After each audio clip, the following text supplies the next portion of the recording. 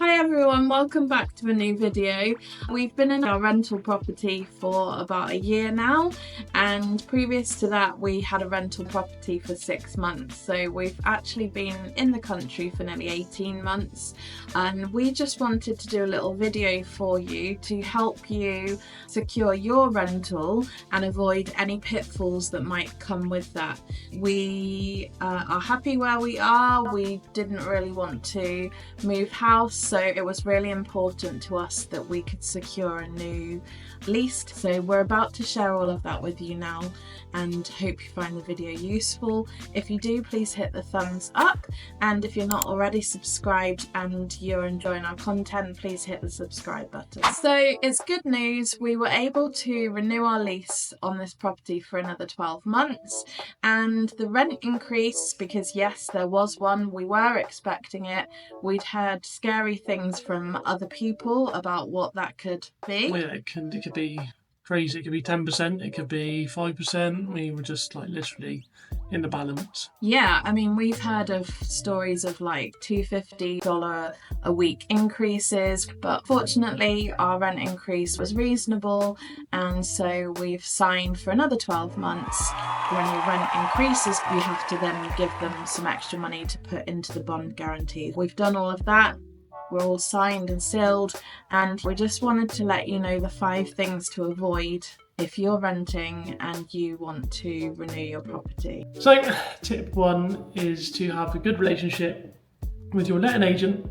So that is, replying to emails promptly, being there when they're asking to do a tenancy inspection, kind of things like that. Yeah, just so that you can get to know them a bit better. They can see who you are, what you look like, that you're reputable.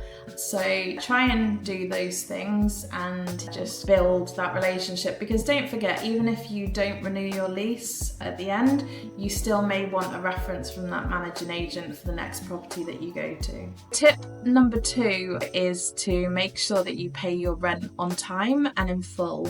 I know it sounds like a simple, easy one, but be clear on what your contract says as to your obligations as to when they need to receive the payment by, and just make sure that you keep on top of your bills. A couple of days earlier would be good as well, obviously, if there's something wrong with the banking system or whatever. Yeah, as early as possible if you can afford to, but definitely on time. Number 3 is inspections. This one's quite a simple one, really. I mean, you kind of hopefully treat the house as you would your own, so keeping it in a tidy order, make sure there's no holes in the wall, or if there is, you repair them before it's due. Obviously, if you've got lawn, making sure it's cut nicely, just kind of a bit of maintenance, really.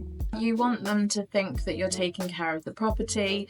Inspections are a bit of a chore because during office hours. Yeah, and if you're looking after your house nice, you kind of feel like you're being spied on. But obviously they have an obligation to the owner of the house to make sure that you're not making any damage or having wild parties. It's also like an opportunity to put forward any problems you've got. So you've got a door that won't lock properly, or a window that bangs, or stuff like that. So it's kind of a bit of a two-way street, really. The 4th thing to avoid is not being prepared. It's really important that before your lease is coming up for renewal, that you have in your mind your budget and a maximum of how much you can afford to spend, because there is likely going to be an increase. We're in a housing shortage, so I think you just need to be realistic about what that looks like, so that you can be ready to look for something else, another property if you need to, and also so that you're not spending money that you don't have just to stay where you are. So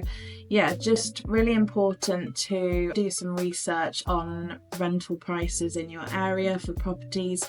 Don't be afraid if you feel like that hike is unreasonable to go back to your managing agent and try to negotiate, or give them examples of other rentals in the area and just try and come to some kind of agreement, because obviously moving is difficult. There's other costs involved. You're going to have removals or hire a van. You're going to have to find a new bond for another property. So for us, the easiest thing to do was to stay here, but we also were ready and weren't going to be taken advantage of either. Yeah, just do research. I mean, you kind of know the kind of house you live in, what others are in the area.